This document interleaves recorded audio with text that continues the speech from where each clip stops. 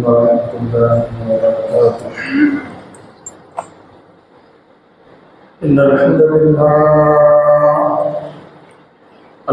لله نحمده ونستعينه ونستغفره ونؤمن به ونتوكل عليه ونعوذ بالله من شرور أنفسنا ومن سيئات أعمالنا من يهده الله فلا مضل له ومن يضلله فلا هادي له وأشهد أن لا إله إلا الله وحده لا شريك له وأشهد أن محمدا عبده ورسوله. اللهم صل على محمد وعلى آل محمد كما صليت على إبراهيم وعلى آل إبراهيم إنك حميد مجيد. اللهم بارك على محمد وعلى آل محمد كما باركت على إبراهيم وعلى آل إبراهيم إنك حميد مجيد. أما بعد فإن خير الحديث كتاب الله وخير الهدي هدي محمد صلى الله عليه وسلم وشر الأمور محدثاتها وكل محدثة بدعة وكل بدعة ضلالة وكل ضلالة في النار. أما بعد فأعوذ بالله السميع العليم من الشيطان الرجيم. بسم الله الرحمن الرحيم. والفجر وليال عشر رب اشرح لي صدري ويسر لي أمري واحلل عقدة من لساني يفقهوا قولي. رب زدني علما رب زدني علما رب زدني علما. हर किस्म की तारीफ़ात तस्बीहात और तमजीदात अल्लाह मालिकुल अल्लाह ज़ुल जलाली वल इकराम के लिए बेशुमार दरूद सलाम हो मेरे और आपके प्यारे पैगम्बर जनाब मोहम्मद रसूलुल्लाह सल्लल्लाहु अलैहि वसल्लम की ज़ात गिरामी पर। मेरे भाइयों, मैंने आप हजरात के सामने 30वां पारा सूरतुल फजर की 2 आयात तिलावत की हैं। दुआ करें अल्लाह तबारक व तआला मुझे इस आयत का, इन आयात का तर्जुमा और मफ़हूम सही माने में बयान करने की तौफीक अता फरमाए। और उसके बाद अल्लाह तबारक व तआला हमें इन आयात पर, इसके मफ़हूम पर अल्लाह तबारक व तआला अमल पैरा होने की तौफीक अता फरमाए। मेरे भाइयों, अल्लाह तबारक व तआला ने सूरतुल फजर में इरशाद फरमाया, वल फज्र وَلَيَالٍ عَشْرٍ، فرمایا کہ مجھے فجر کی قسم، وَلَيَالٍ عَشْرٍ، اور میں قسم کھاتا ہوں 10 راتوں کی، میں قسم کھاتا ہوں 10 راتوں کی۔ اب ذرا اس کے معنی پر اگر غور کریں کہ قسم کھانے والی ذات کون سی؟ یہ قسم رب کائنات کھا رہے ہیں۔ رب کائنات فرماتے ہیں مجھے فجر کی قسم، مجھے 10 راتوں کی قسم۔ اور میرے بھائیوں، جس کی قسم اللہ تبارک و تعالیٰ کھائے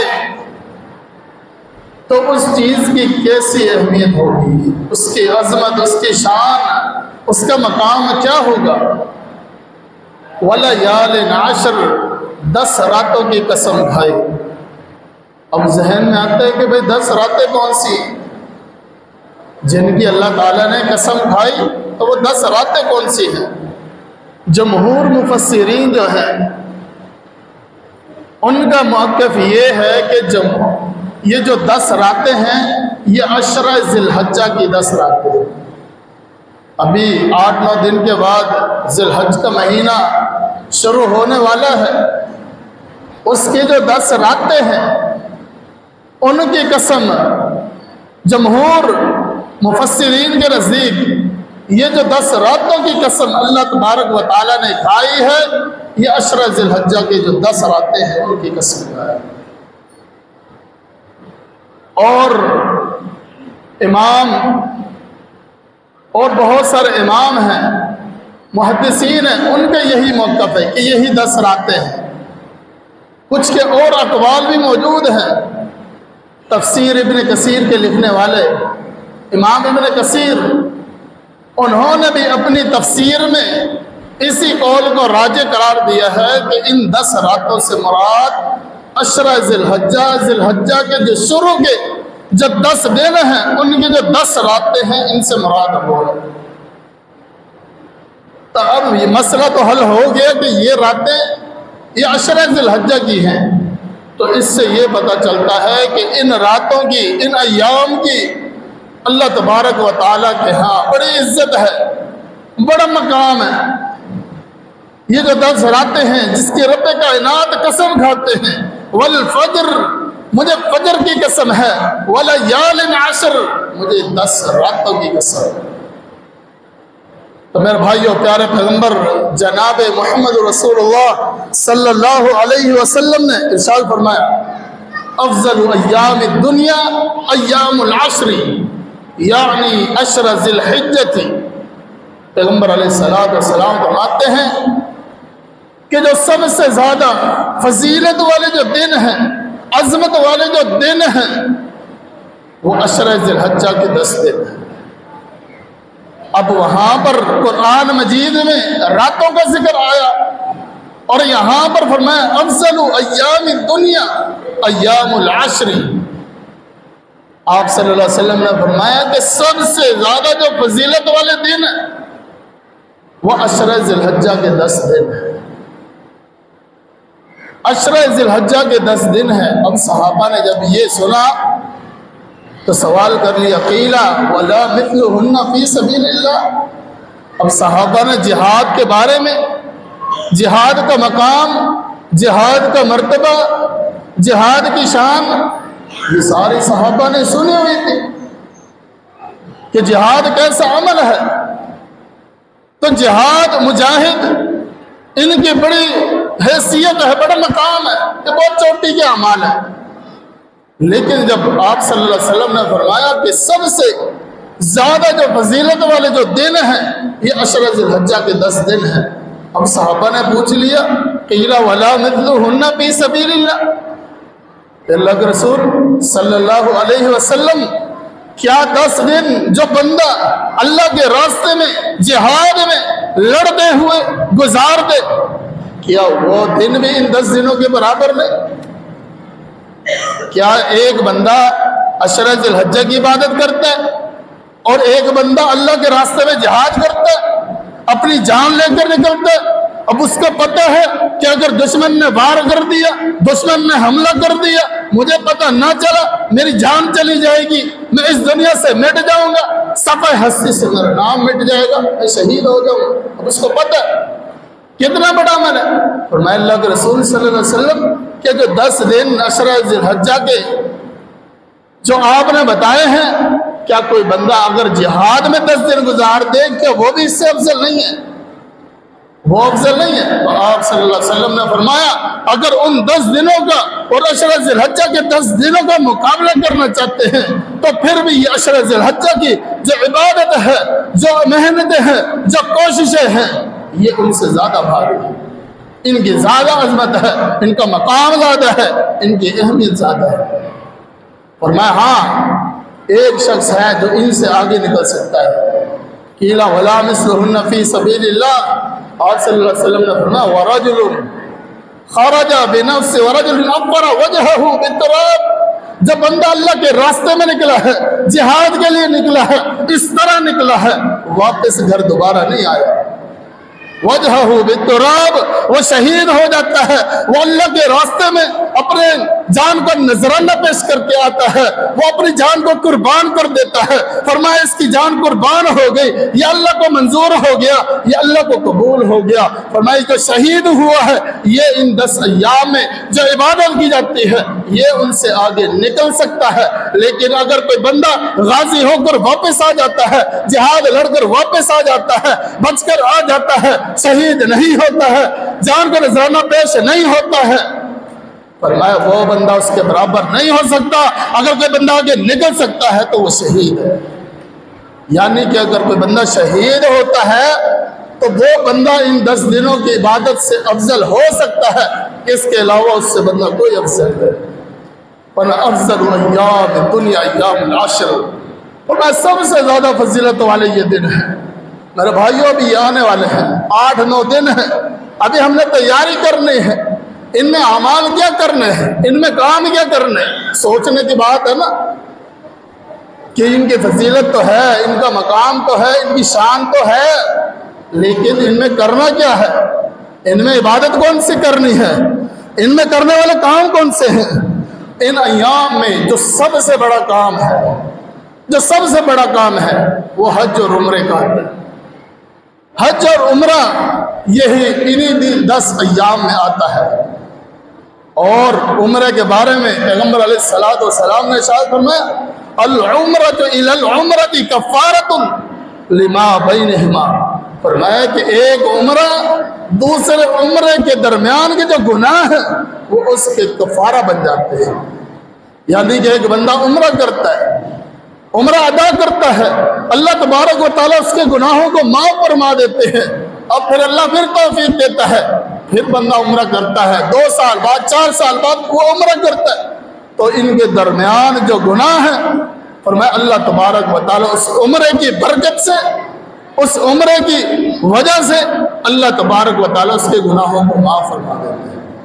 ان ایام میں جو سب سے بڑا عمل ہے عمرہ ہے، اور اس سے بھی جو بڑا عمل ہے ذی الحجہ، جس کے نام پر یہ مہینہ ہے، حج والا مہینہ، جسے ہر بندے کی خواہش ہے، ہر بندہ یہ سوچتا ہے کہ اللہ مجھے توفیق دے، اللہ مجھے مال دے دے، اللہ مجھے دولت دے دے، میں کہاں چلا جاؤں، تیرے گھر میں چلا جاؤں، بیت اللہ کا طواف کروں، حج کروں، مزدلفہ جاؤں، مینا چلا جاؤں، شیطان رمی کروں، طواف کروں، سعی کروں، حج ادا کروں۔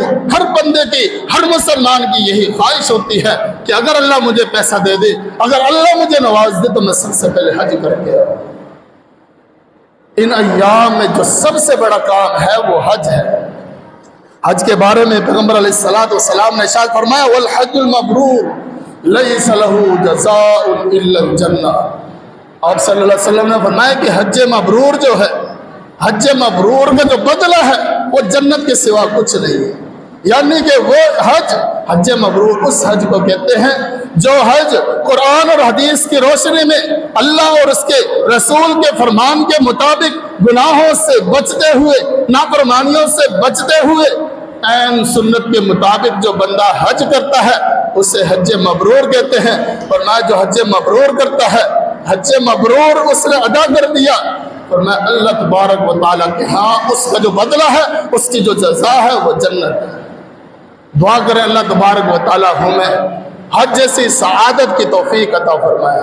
اللہ تبارک و تعالیٰ ہمیں بھی اپنے گھر میں، مکے میں، مدینے میں، اللہ تبارک و تعالیٰ اپنے ان شہروں میں اللہ تبارک و تعالیٰ ہمیں بھی جانے کی توفیق عطا فرمائے۔ بڑی سعادت کی بات ہے میرے بھائیوں، جو بندہ پیسے خرچ کر کے، جو اللہ کی رضا کی خاطر، ان الصفا والمروہ من شعائر اللہ، فرمائی جو صفا اور مروہ ہے یہ اللہ کی نشانیاں ہیں۔ فمن تطوع خیرا فهو خیر اللہ، فرمایا کہ جس کے پاس پیسہ ہو، وصوم رمضان وحج البیت، فرمایا کہ اللہ تبارک و تعالیٰ نے اگر حیثیت دی ہے تو اس کا حج ادا کرے، حج ادا کرے۔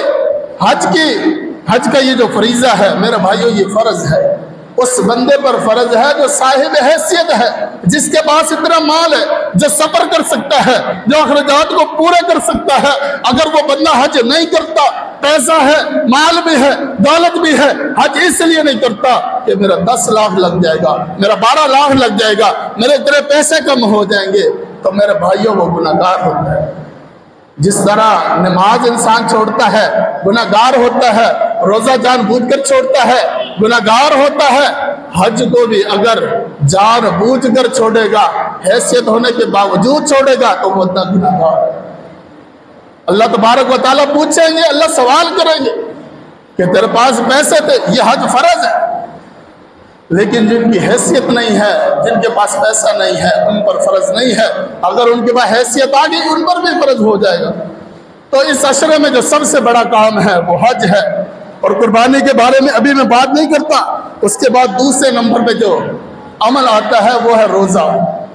پیغمبر علیہ السلام نے ارشاد فرمایا نفلی روزہ، ما من عبد یصوم یوما، فرمایا کہ جو بندہ اللہ کی رضا کی خاطر ایک روزہ رکھتا ہے، اپنے آپ کو بھوکا رکھتا ہے، اپنے آپ کو پیاسا رکھتا ہے، فرمایا کہ اللہ تبارک و تعالیٰ اس کے چہرے کو وجہہ عن النار 70 خریفا، فرمایا اللہ تبارک و تعالیٰ اس بندے کے چہرے کو، اس بندے کو جہنم سے 70 سال کی مسافت تک دور کر دیتا ہے۔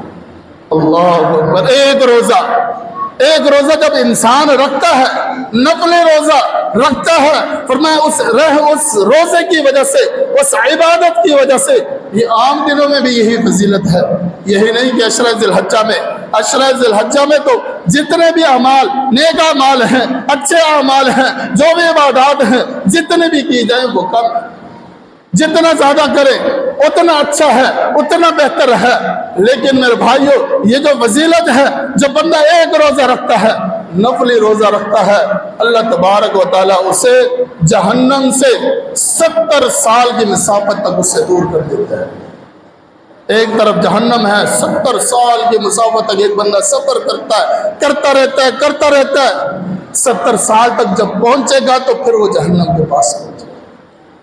تو میرے بھائیو، یہ ایک روزہ ہے، کوشش کیا کریں نفلی روزے رکھیں، کیونکہ پیغمبر علیہ السلام ارشاد کے بارے میں آتا ہے کان رسول اللہ صلی اللہ علیہ وسلم یصوم 9 ذی الحجۃ، فرمایا کہ اللہ کے رسول صلی اللہ علیہ وسلم 9 ذی الحجہ کو روزہ رکھتے تھے، یوم عرفہ کا روزہ رکھتے تھے، وکانا، اور آپ صلی اللہ علیہ وسلم ہر مہینے میں 3 روزے رکھتے تھے، وہ یوم عاشورہ، اور عاشورہ کا روزہ 10 محرم کا روزہ رکھتے تھے، آپ یوم عرفہ کا روزہ رکھتے تھے، آپ 13، 14 اور 15 تاریخ کا روزہ رکھتے تھے، آپ پیر اور جمعرات کا روزہ رکھتے تھے۔ اور میرے بھائی، یہ نفلی روزے ہیں، یہ نفلی روزہ آپ کو ایک روزہ جہنم سے اتنا دور کر سکتا ہے جتنا 70 سال تک کی مسافت ہوتی ہے۔ اور یہ جو ابھی یوم عرفہ کا روزہ جو آنے والا ہے، عید سے ایک دن پہلے، عید الاضحیٰ سے ایک دن پہلے، ذی الحجہ کی 9 تاریخ کو یوم عرفہ کے دن جو روزہ رکھا جاتا ہے، پیغمبر علیہ السلام ارشاد فرماتے ہیں احتسب علی اللہ ان یکفر السنۃ التي قبلہ والتي بعدہ۔ آپ صلی اللہ علیہ وسلم فرماتے ہیں مجھے اللہ سے امید ہے کہ جو بندہ یوم عرفہ کا روزہ رکھتا ہے، یوم عرفہ کے دن کا روزہ رکھتا ہے، 9 ذی الحجہ کا روزہ رکھتا ہے، اور مجھے امید ہے کہ اللہ تبارک و تعالیٰ اس کے 2 سالوں کے گناہ معاف فرمائے گا۔ ایک روزے کی وجہ سے انسان کتنے گناہ کرتا ہے۔ ایک دن اگر انسان اپنا چیک کر لے تو گناہوں سے بھرا ہوا ہے۔ ہم کتنا جھوٹ بولتے ہیں، ہم کتنا نافرمانیاں کرتے ہیں، کتنے دھوکے دیتے ہیں، ہم کتنے گناہ کر لیتے ہیں۔ ایک دن آپ اندازہ لگائیں، ہر بندہ اپنے گریبان میں جھانک کر دیکھے، کوئی بندہ ایسا نہیں ہے جو یہ کہہ دے کہ میں دن میں کوئی گناہ نہیں کرتا، میں کوئی غلطی نہیں کرتا، میں کوئی خطا نہیں کرتا۔ ہفتے کو چیک کرے، مہینے کو چیک کرے، سال کو چیک کرے، ایک سال کے گزشتہ گناہوں کو اللہ تبارک و تعالیٰ معاف فرماتا ہے، اور اللہ تبارک و تعالیٰ ایک اگلے سال کے گناہوں کو معاف فرماتا ہے ایک روزے کی وجہ سے۔ ایک تو فضیلت یہ ہے کہ جب ایک بندہ نفلی روزہ رکھتا ہے اس کی وجہ سے اللہ تعالیٰ جہنم سے اس کو 70 سال مسافت کے فاصلے پر لے جاتا ہے۔ اور اگر 9 ذی الحجہ کا رکھ لیتا ہے وہ فضیلت اسے ملے گی۔ 9 ذی الحجہ کی وجہ سے اللہ تبارک و تعالیٰ 2 سالوں کے گناہوں کو معاف فرما دے۔ دعا کریں اللہ تبارک و تعالیٰ ہمیں بھی یوم عرفہ کا روزہ رکھنے کی توفیق عطا فرمائے، نفلی روزے رکھنے کی توفیق عطا فرمائے۔ تو میرے بھائیو، یہ کام ہے اس مہینے میں، اس ذی الحجہ کے ایام میں کرنے کے۔ تو میرے بھائیو، اور پھر آپ صلی اللہ علیہ وسلم نے فرمایا فَأَكْثِرُوا فِيهِنَّ مِنَ التَّهْلِيلِ وَالتَّحْمِيدِ وَالتَّكْبِيرِ، فرمایا کہ جو عشرہ ذی الحجہ ہے، یہ جو 10 ایام ہیں، ذی الحجہ کے شروع کے جو 10 دن ہیں، اس میں کثرت سے فَأَكْثِرُوا فِيهِنَّ مِنَ التَّهْلِيلِ، لا الہ الا اللہ کو پڑھا کرو، سبحان اللہ پڑھا کرو، الحمدللہ پڑھا کرو، اللہ اکبر پڑھا کرو۔ فرمایا یہ پڑھو گے اللہ تبارک و تعالیٰ جب یہ انسان ان کلمات کو ادا کرتا ہے، جب ان کلمات کو پڑھتا ہے، جب ان کا ذکر کرتا ہے، جب اللہ کو یاد کرتا ہے، حدیث میں آتا ہے پیغمبر علیہ السلام ارشاد فرماتے ہیں کہ اگر بندہ اللہ کا ذکر کرتا ہے تو اللہ تبارک و تعالیٰ اس کے ساتھ ہو جاتا ہے، اللہ اس کا مددگار بن جاتا ہے۔ جب بندہ اکیلے ذکر کرتا ہے تو اللہ تبارک و تعالیٰ بھی اس بندے کا اکیلے ذکر کرتا ہے۔ اگر بندہ ایک جماعت میں بیٹھ کر، کچھ لوگوں میں بیٹھ کر اللہ کا ذکر کرتا ہے تو اللہ تبارک و تعالیٰ فرماتے ہیں من ملئ خیرہم، فرمایا میں ان سے بہتر جماعت میں اس بندے کا ذکر کرتا ہوں جو دنیا میں میرا ذکر کرتا ہے۔ میں عرش معلیٰ پر میں رب کائنات میں اس کا ذکر کرتا ہوں، وہ اگر دل میں ذکر کرتا ہے میں بھی دل میں ذکر کرتا ہوں۔ اگر وہ بندہ مجھے جماعت میں یاد کرتا ہے تو میں اس سے بہتر جماعت میں فرشتوں میں اس کا ذکر کرتا ہوں۔ فرمایا کہ جب یہ بندہ میرا ذکر کرتا رہتا ہے یہ میرا بندہ بن جاتا ہے، جب یہ میرا بندہ بن جاتا ہے، جب یہ میرا بن جاتا ہے تو پھر میں اس کے ہاتھ بن جاتا ہوں جس سے وہ پکڑتا ہے، میں اس کے کان بن جاتا ہوں جس سے وہ سنتا ہے، میں اس کی آنکھیں بن جاتا ہوں جس سے وہ دیکھتا ہے، میں اس کے پاؤں بن جاتا ہوں جس سے وہ چلتا ہے۔ اس کا کیا مطلب ہے کہ میں اس کی آنکھوں کو، اس کے کانوں کو، اس کی زبان کو، اس کے ہاتھوں کو، اس کے پاؤں کو اپنی اطاعت میں لگا دیتا ہوں، اپنے فرما برداری میں لگا دیتا ہوں۔ یہ کون بندہ ہے؟ اللہ کا ذکر کرنے والا ہے، یہ نوافل ادا کرنے والا ہے، یہ اللہ کو یاد کرنے والا ہے، یہ اللہ کو اکیلے بھی یاد کرتا ہے، یہ محفل میں بھی یاد کرتا ہے۔ پھر اللہ تبارک و تعالیٰ بھی اسے یاد کرتا ہے۔ یاد کہاں کرتا ہے؟ عرش معلیٰ پہ یاد کرتا ہے کہ ان کے سامنے کرتا ہے، فرشتوں کی جماعت کے سامنے اس کا تذکرہ ہوتا ہے۔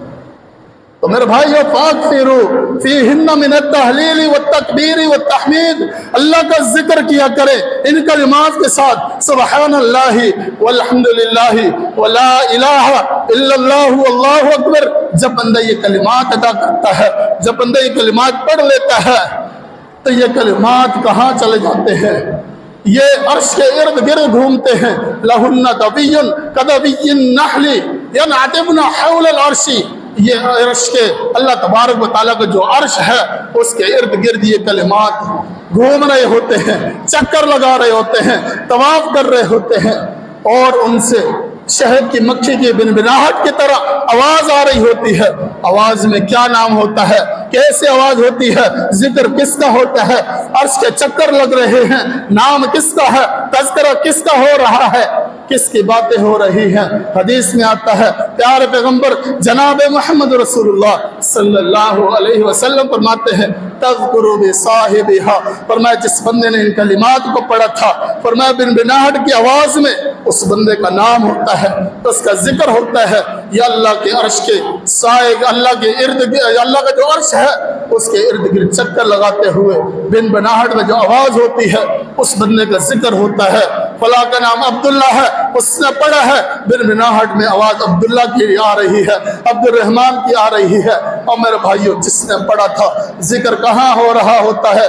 آج ہمارا کوئی ذکر کوئی بڑا کر دے 10 لوگوں میں، اگر ہماری کوئی بات کر دے ہم سینہ فخر سے چوڑا کر لیتے ہیں کہ بھائی ہمارا ذکر فلاں بندے نے کیا، علاقے کے بڑے نے میرا نام لے لیا، علاقے کے بڑے نے میرا وہ کر دیا، میرا نام لے لیا، ہم اتنے خوش ہو جاتے ہیں۔ اور میرے بھائیو، اس خوشی کا کیا مقام ہے کہ جن بندوں کا نام اللہ تبارک و تعالیٰ کے عرش کے ارد گر لیا جاتا ہو۔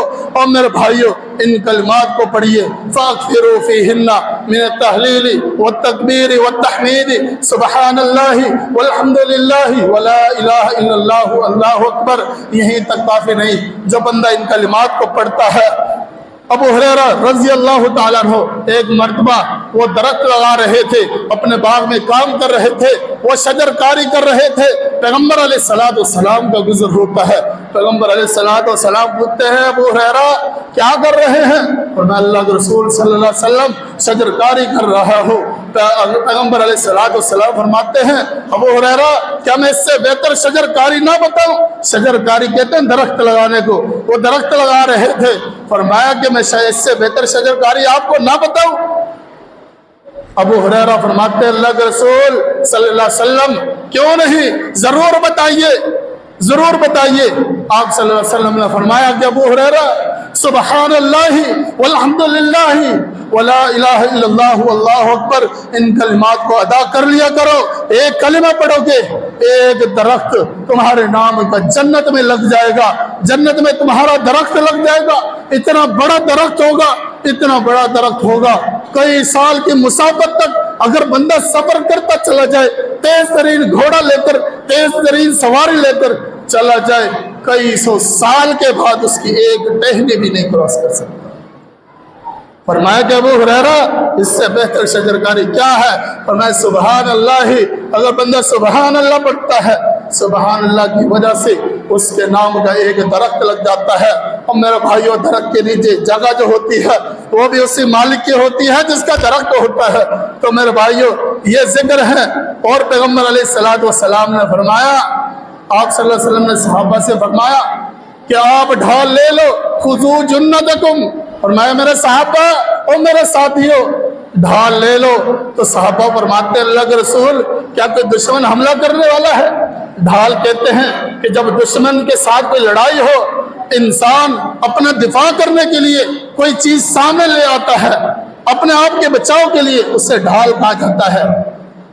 جیسا کہ ہم دیکھتے ہیں ہمارے جو سیکیورٹی ادارے ہیں ان کے پاس اگر آپ دیکھیں ایک پلاسٹک نما، ایک شیشہ نما، ایک اتنی بڑی سی شیٹ ہوتی ہے، اگر کوئی دشمن کوئی عوام میں سے کوئی حملہ کرنا چاہتا ہے وہ سامنے کر لیتے ہیں، یہ ڈھال ہوتی ہے، یہ اپنے آپ کو بچانے کی ڈھال ہوتی ہے۔ تو آپ صلی اللہ علیہ وسلم نے فرمایا میرے صحابہ اپنی اپنی ڈھالیں لے لو۔ صحابہ نے پوچھا اللہ کے رسول کو دشمن حملہ آور ہونے والے، کیا دشمن سے جنگ لڑنی ہے؟ فرمایا نہیں، اور میرے صحابہ جہنم سے بچاؤ کے لیے اپنی ڈھالیں لے لو۔ فرمایا کہ اللہ کے رسول وہ ڈھالیں کیا ہیں؟ فرمایا سبحان اللہ والحمد للہ ولا الہ الا اللہ اللہ اکبر۔ فرمایا بندہ یہ کلمات پڑھتا ہے، کل قیامت کا دن ہوگا، فإنہن یاتینا، یہ کلمات، یہ تکبیرات، یہ تحلیلات، یہ تحمیدات اللہ کے ہاں آئیں گی، یہ ڈھال بن جائیں گی، یہ بیچ میں آ کر کھڑی ہو جائیں گی کہ یہ بندہ جہنم میں نہیں جا سکتا۔ یہ ذکر کرنے والا ہے، یہ اللہ کی توحید بیان کرنے والا ہے، یہ اللہ کی بڑائی بیان کرنے والا ہے، یہ اللہ کی تکبیر بڑائی بیان کرنے والا ہے، یہ نجات کا ایک ذریعہ بنے گی۔ جہنم اور بندے کے درمیان یہ آڑ آ جائے گی، جہنم اس سے آگے نہیں آ سکتی، یہ بندہ جہنم کی طرف نہیں جا سکتا۔ تو میرے بھائیو، پیغمبر علیہ السلام جب معراج پر گئے تو آپ صلی اللہ علیہ وسلم کی ملاقات حضرت ابراہیم علیہ السلام سے ہوتی ہے۔ آپ صلی اللہ علیہ وسلم نے فرمایا لقیت ابراہیم لیلۃ اسری بی فقال یا محمد اقرئ امتک منی السلام۔ ابراہیم علیہ السلام سے آپ صلی اللہ علیہ وسلم کی ملاقات ہوتی ہے۔ मुलाकात में हजरत इब्राहीम अलैहिस्सलाम फरमाते हैं कि मेरी तरफ से अपनी उम्मत को सलाम कहना, अखरी उम्मत का मिन्नी सलाम, मेरी तरफ से सलाम कहना, वो अखबिरहुम अन्नल जन्नत तय्यबतु तुर्बती, और अपनी उम्मत को ये बता देना कि जन्नत की जो मिट्टी है बड़ी जरखेज है, बड़ी हमवार है, बेहतरीन है, काश्तकारी के लिए, दरख्त लगाने के लिए, शजरकारी के लिए, खेती बाड़ी के लिए बड़ी बेहतरीन मिट्टी है। व अन्नहा क़िआनुन ग़िरासुहा सुब्हानल्लाहि वल्हम्दुलिल्लाहि वला इलाहा इल्लल्लाहु अल्लाहु अकबर। फरमाया कि अपनी उम्मत को बता देना, अपनी उम्मत से कह देना कि जन्नत की मिट्टी बड़ी जबरदस्त है, बड़ी हमवार है, बड़ी जरखेज है, वो उज़्वतुल माई, और जन्नत का पानी बड़ा मीठा है, बड़ा बेहतरीन है। फरमाया कि अपनी उम्मत को बता देना सुब्हानल्लाहि वल्हम्दुलिल्लाहि वला इलाहा इल्लल्लाहु अल्लाहु अकबर। फरमाया कि जो बंदा इन कलिमात का विर्द करता है, इनका जिक्र करता है, तो अल्लाह तबारक व तआला उसके नाम का जन्नत में दरख्त लगा देता है। फरमाया इससे जन्नत में काश्तकारी होती है, इसमें जन्नत, इस वजह से इन कलिमात के जरिए जन्नत में शजरकारी होती है। तो मेरे भाइयों, ये आज का सबक है, आज का ये आप जिक्र लिख ले, अपने जहन नशीन कर ले। ये सिर्फ ज़िलहज्जा में नहीं, जब भी आप फारिग है, जब भी आपको मसरूफ, जब फारिग हैं, थोड़ा टाइम मिलता है, इन कलिमात को पढ़ लिया करें। कितनी देर लगती है, सिर्फ सुबहान अल्लाह अगर आप पढ़ते हैं एक दरख्त लग जाता है, अल्हम्दुलिल्लाह दो ये भी पढ़ लेते हैं, दो लफ्ज हो जाते हैं, दो दरख्त लग जाते हैं, वला इलाहा इल्लल्लाहु अल्लाहु अकबर, ये आप पढ़ते जाएंगे, जन्नत में दरख्त लगते जाएंगे। और फिर अल्लाह तबारक व तआला प्यारे पैगम्बर जनाब मोहम्मद रसूलुल्लाह सल्लल्लाहु अलैहि वसल्लम ने फरमाया इन्नल्लाह अस्तफा मिनल कलामी अर्बअन, फरमाया अल्लाह तबारक व तआला ने कलाम में से 4 कलाम को चुन लिया है। चुन लिया है, चुना कब जाता है? जब बहुत सारी चीजें हो, बहुत सारी चीजों में चुना जाता है, अच्छी चीज को चुना जाता है या बुरी चीज को चुना जाता है। लेकिन अल्लाह तबारक व तआला ने अपने जिक्र में से जो बेहतरीन जिक्र है, फरमाया 4 कलिमात को चुना है, सुभान अल्लाहि वल्हम्दुलिल्लाहि वला इलाहा इल्लल्लाहु अल्लाहु अकबर। तो मेरे भाइयों, इनका जिक्र करें और आने वाले जो अय्याम हैं उनमें अल्लाहु अकबर ला इलाहा इल्लल्लाहु अल्लाहु अकबर वलिल्लाहिल हम्द। मेरे भाइयों, इन तकबीरात को पढ़ते रहें। हज़रत इब्न उमर और दूसरे सहाबा जब बाजारों में निकलते थे, इन अय्याम में ये तकबीरात पढ़ते रहते थे, अल्लाहु अकबर ला इलाहा इल्लल्लाहु अल्लाहु अकबर वलिल्लाहिल हम्द। दूसरी रिवायत में ये अल्फाज भी है, अल्लाहु अकबर कबीरा वल्हम्दुलिल्लाहि कसीरा व सुब्हानल्लाहि बुकरतन व असीला। फरमाया कि सहाबा बाजारों में जाकर कोई खरीदा फरोख्त की जरूरत नहीं, कोई कुछ नहीं। बाजार क्या है? पैगंबर अलैहिस्सलातु वस्सलाम ने फरमाया कि सबसे जो बेहतरीन टुकड़े हैं, जो सबसे जो बेहतरीन दुनिया में जो जगह है, वो अल्लाह के घर हैं। और फिर फरमा दिया जो सबसे बुरे जो टुकड़े हैं वो बाजार है। उन बाजारों में जब आप अल्लाह का जिक्र करेंगे, अल्लाह की बढ़ाई करेंगे, तो सहाबा किसी खरीदो फरोख्त की गरज से नहीं जाते थे, सिर्फ तकबीरात पढ़ते थे। सहाबा कराम भी उनको देखकर तकबीरात पढ़ते थे। तो मेरे भाइयों, आने वाले दिन हैं, अभी टाइम है, इनके लिए तैयारी करें, इनमें ये तकबीरात पढ़ें, अल्लाह की इबादत करें, रोजे रखें, अल्लाह का जिक्र करें। ये इन जो चीज़ें बताई हैं इनका जिक्र करें। और मेरे भाइयों, अगर हम आते हैं, जुम्मा पढ़ने आते हैं, तो मेरे भाइयों इस नीयत से आया करें कि कुछ सीख कर जाएंगे। जब सीख ले तो ये नीयत कर लिया करें कि इसे हमने आगे भी पहुंचाना है।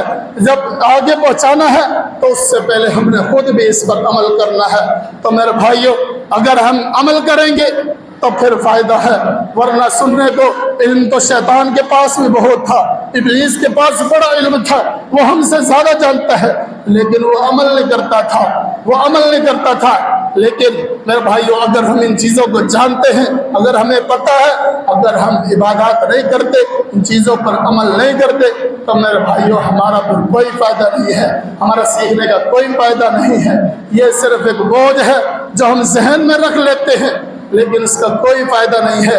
ऐसी चीज़ें जहन में रखें, अल्लाह की इबादत को जहन में रखें, इनको اور دن رات اپنے ذہن میں بٹھا کر رکھے کہ یہ اللہ کے جو اذکار ہیں، اللہ کے جو ذکر ہیں، ان ذکروں سے اپنی زبانوں کو تر رکھے۔ کیوں؟ الا بذکر اللہ تطمئن القلوب، فرمایا کہ اللہ کے ذکر میں دلی سکون ہے، دل کو سکون ملتا ہے۔ آج ہم سکون تلاش کرتے ہیں کہ ہمیں سکون نہیں ہے، ہم پریشان ہیں، پیسہ بھی ہے، سب چیز ہے، لیکن پریشان ہیں، ٹینشن ہے۔ کس وجہ سے ہے؟ دل کو سکون نہیں ملتا۔ کس وجہ سے؟ ہم اللہ کے ذکر سے ہمارے دل خالی ہیں، ہمارے دلوں پہ زنگ لگ گئے ہیں، ہم اللہ کا ذکر نہیں کرتے۔ آج ہم دنیا کے پیچھے پڑ چکے ہیں، ہم دنیا کے پیچھے لگے ہوئے ہیں، اللہ کے ذکر کو چھوڑ دیا ہے، ہمارا دل اللہ کے ذکر سے خالی ہے۔ اور میرے بھائیوں، اللہ بذکر اللہ تطمئن القلوب، اللہ کے ذکر میں ہی اطمینان قلب ہے، دل کو سکون ہوتا ہے، دل کو راحت محسوس ہوتی ہے۔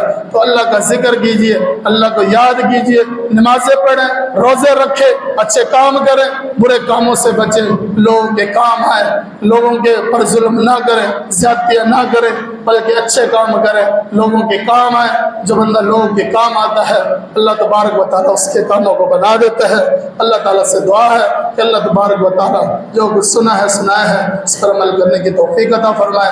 اقول قولی ھذا استغفر اللہ لی ولکم ولسائر المسلمین والحمد للہ رب العالمین۔